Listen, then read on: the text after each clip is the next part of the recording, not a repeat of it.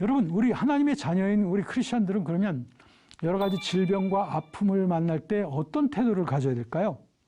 우리 주변에 병원이 많고 의사분들이 많이 좋은 분들이 많이 계시죠. 그런데 우리가 병이 걸렸을 때마다 무조건 병원만 찾고 의사를 찾아가는 것, 이것은 어쩌면 너무 성급한 일일 수도 있다 생각합니다.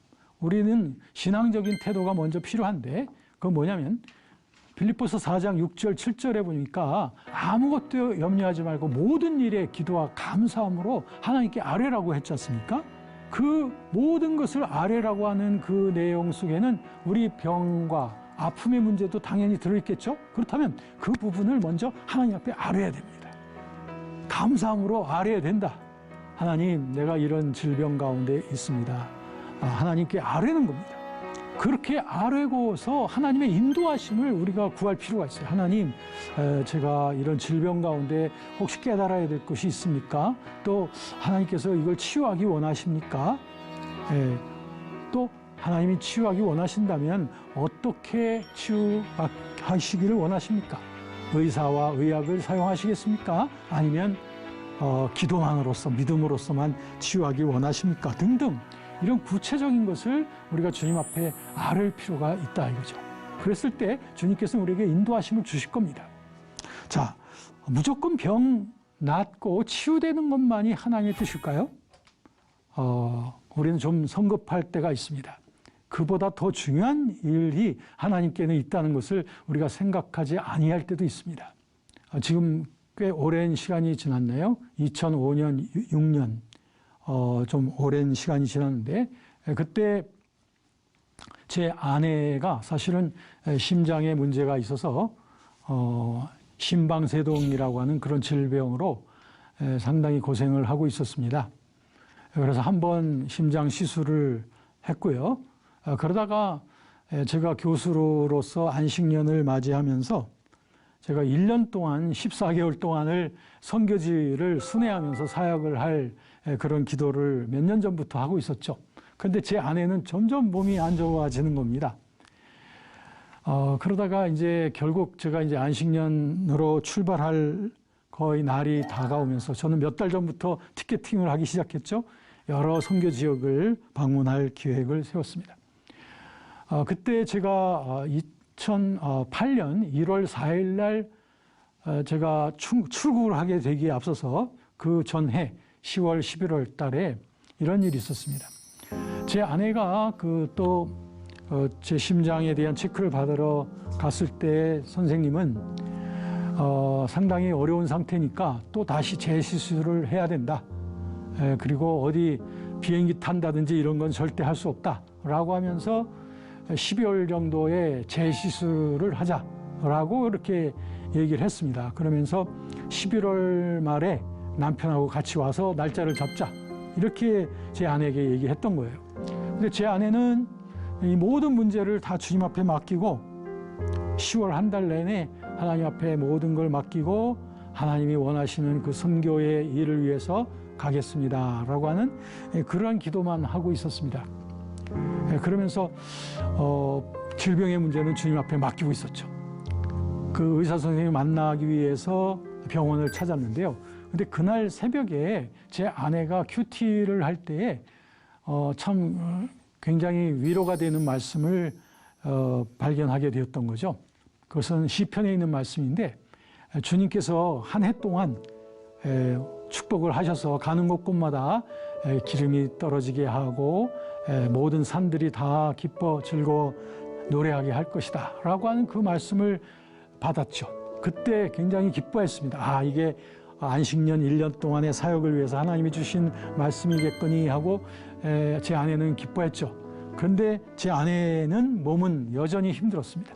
자, 그날 오후 2시 이제 선생님을 만나게 됐던 그 시간인데 잠깐 동안 그 옆에 있는 심전도실에서 침대에 누웠고 간호사님이 와가지고 제 아내에게 심전도 체크를 하기 위해서 이제 여러 가지를 붙였습니다. 제 아내는 그 침대에 누워서 기도하기를 하나님, 제 몸은 주님의 것입니다. 주님, 감사합니다. 저는 힘들어도 저는 주의 일을 위해서 선교의 활동을 남편과 함께 하겠습니다. 이런 감사의 마음으로 기도를 하고 있었는데 그때 놀라운 일이 벌어진 거예요.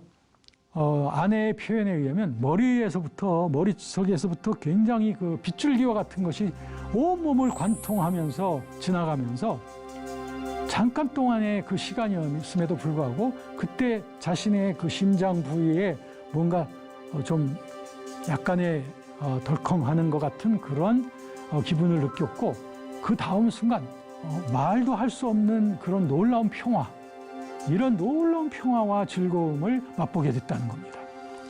그러면서 제 아내는 신기하게도 하나님께서 나를 치유하셨구나 라고 하는 어떤 확신을 갖게 됐다는 겁니다. 침대에서 내려오자마자 저한테 해주고 그러고 나서 바로 옆방에 있는 의사 선생님을 만나러 노크하고 들어갔죠. 들어갔더니 선생님은 지금 심전도 체크한 결과를 모니터를 통해서 한참 보고 계시고 우리들은 그 옆에 다소곳이 앉아 있었습니다. 그랬더니 이 선생님이 한참 만에 입을 떼시기를 야, 이거 놀라운데? 아니, 이 상태로라면 시술할 필요 없고 약도 먹을 필요 없습니다. 그런 놀라운 그런 과학적인 증거를 통한 그런 말씀을 해주시는 거 아니겠습니까? 그러면서 그 선생님은 우리에게 이 상태로라면 더 이상 시술할 필요가 없다 라고 그렇게 말씀을 해주시는 것이었습니다. 그래서 저희들의 계획을 말씀드렸죠. 저희들이 1년 동안 사실 이런 계획을 갖고 있습니다 했더니 그 선생님이 괜찮습니다. 비행기 타도 괜찮습니다. 다만 제가 약을 좀 지어줄 터이니 다니시다가 어려운 일이 있으면 당장 이 약을 먹고 자기한테 연락을 해달라고 그렇게 말씀하셨습니다. 저희들은 너무 기뻤죠. 그래서 드디어 1월 4일 날이 돼서 우리들은 14개월 동안의 선교의 여정을 소화하게 되었는데 놀랍게도 그 의사 선생님이 지어준 약에 한 알도 먹을 필요가 없이 14개월 완전한 건강 속에서 제 아내는 14개월의 선교 사역을 마칠 수가 있게 되었던 것입니다. 여러분 놀랍지 않습니까? 지금까지도 제 아내의 심장은 아주 정상적으로 잘 뛰고 있습니다. 사실 이 간증을 통해서 어떤 분들은 굉장히 부러워하시기도 하고 왜 나에게는 이런 기적이 없을까라고 하시는 분들도 계시지만 저희들은 모릅니다. 하나님께서 제 아내를 어떻게 왜 그 기적적인 치유를 하셨는지. 그런데 한 가지 분명한 것은 있습니다. 저희들이 선교 지역을 다니면서 이곳저곳에서 주님을 증거할 때에 성령께서 우리에게 감동을 주실 때는 제 아내를 기적적으로 치유한 그 사건에 대해서 그 원주민들에게 말씀을 전하곤 했어요. 그랬을 때 놀라운 일이 벌어졌죠. 많은 사람들이 예수님을 믿겠다고 앞으로 나오게 되고 앞으로 나오게 된 사람들 가운데 많은 사람들이 병에서 치유되어지는 그 놀라운 일들이 일어나곤 했었다 이 말이에요. 우리가 병에 걸려있든 병에서 치유되든 그것은 하나님의 영광을 위해서다. 이 분명한 한 가지 목적이 우리에게 중심이 분명해야 된다라고 생각을 합니다. 그런데 우리 주변에는 치유에 대한 잘못된 오해를 갖고 있는 사람들이 참 많이 있습니다. 치유에 대한 잘못된 오해. 그 첫 번째는 뭐냐면 무조건 신유를 적극적으로만 강조하는 거예요. 무조건 병이 낫는 것만이 하나님의 뜻이다라고 하시는 분들이 있어요. 이것은 굉장히 위험한 것입니다. 병이 꼭 나아야만 하나님의 뜻인가? 성경에서 그렇게 말하고 있을까요? 아닙니다. 때로는 하나님께서 우리를 낮추시고 때로는 우리를 시련 속에 연단하시기 위하여 우리에게 질병을 허락하실 때도 있습니다. 그러므로 무조건 적극적 신유만을 외치는 이런 것은 잘못된 신념입니다. 이런 적극적 신념을 외칠 때 병에서 낫지 못하고 있는 많은 신실한 크리스찬들은 굉장히 좌절되어지고 신앙에서 약해져가는 그러한 일들이 일어날 수 있습니다. 두 번째는 의학이나 의술을 사용하는 것은 잘못된 것이라고 믿는 경우 무조건 기도만으로서만 해야 그게 올바르다라고 하는 것, 이것도 역시 잘못된 신념입니다. 그리고 세 번째는 나는 신유의 은사를 받았다.